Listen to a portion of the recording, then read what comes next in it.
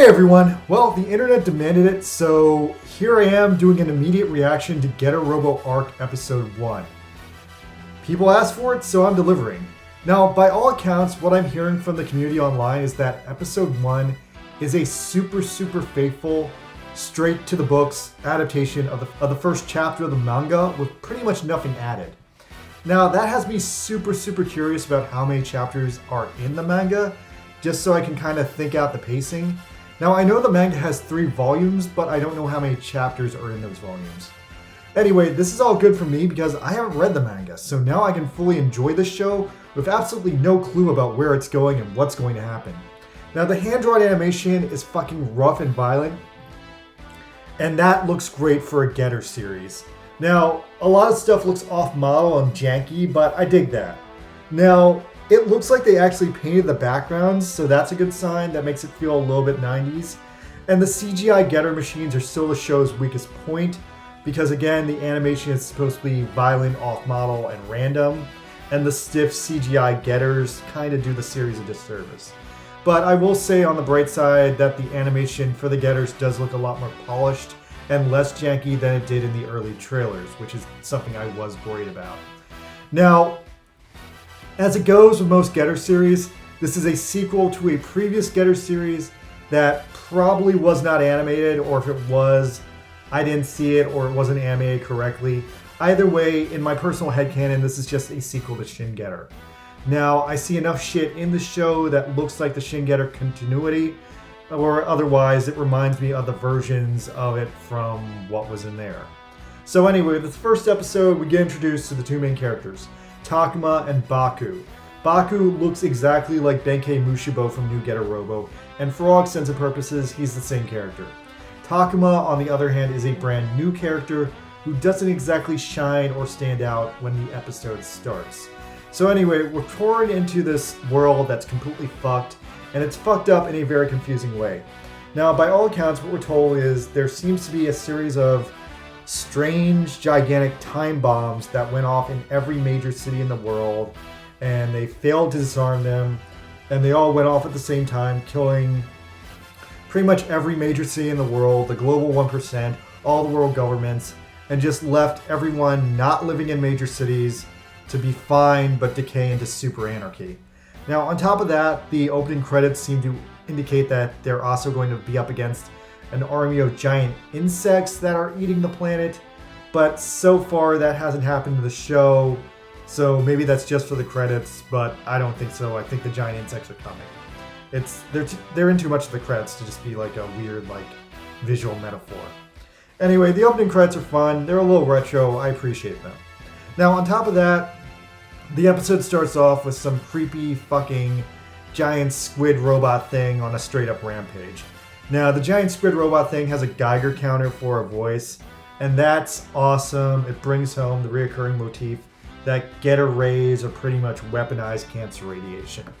Now, after that, there's this filler battle where Takuma and Baku are wandering through this destroyed city, and this destroyed city looks exactly like a destroyed city in Japan from the 2011 tsunami, when all the buildings got just crushed by the waves.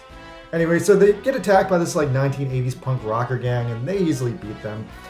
I think the gang was just trying to steal a store or something. Anyway, it's a weird scene.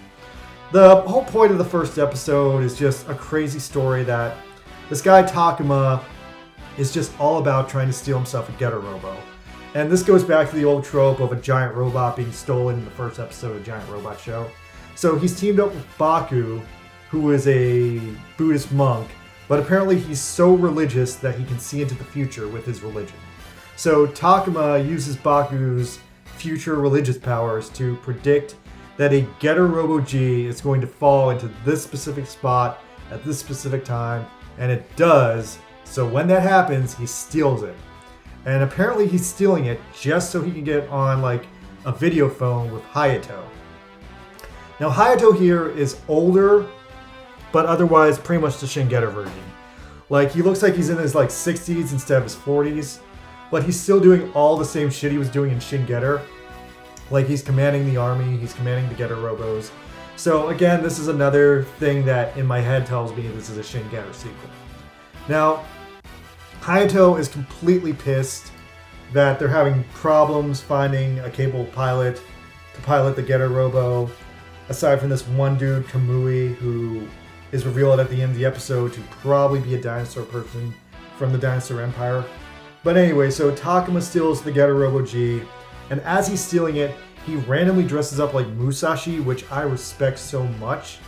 And then as he's bleeding out of his nose, he screams at Hayato that he is the bastard son of Ryoma Nagare, Takuma Nagare. And as soon as Hayato hears this, he just has this like pure fuck yeah, it's on like reaction. And that's pretty much it for the episode. It's like, fuck yeah, it's on. Takuma gets in the Getter G, he kicks the shit out of the radioactive squid, and then Kamui shows up behind him in the Getter Robo arc, and they both kick the shit out of the giant squid. And that's really it for the first episode. Now, the episode ends with a remix / new arrangement of Dragon by Jam Project. And yeah, that's the end credits. Completely hardcore. The end credits are just this like nice mismatch of like animated manga panels. Now, I didn't really touch on the music for the series at all because the music in the episode was a little lackluster, if I'm being honest. Like nothing really stood out. But that remix of Dragon at the end, completely dope. That got me going.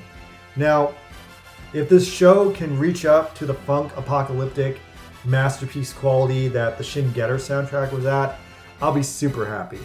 Anyway, I'm just going to kind of judge the show differently than my usual reviews and just give every episode some points. So, the first episode, not super great, but not super terrible.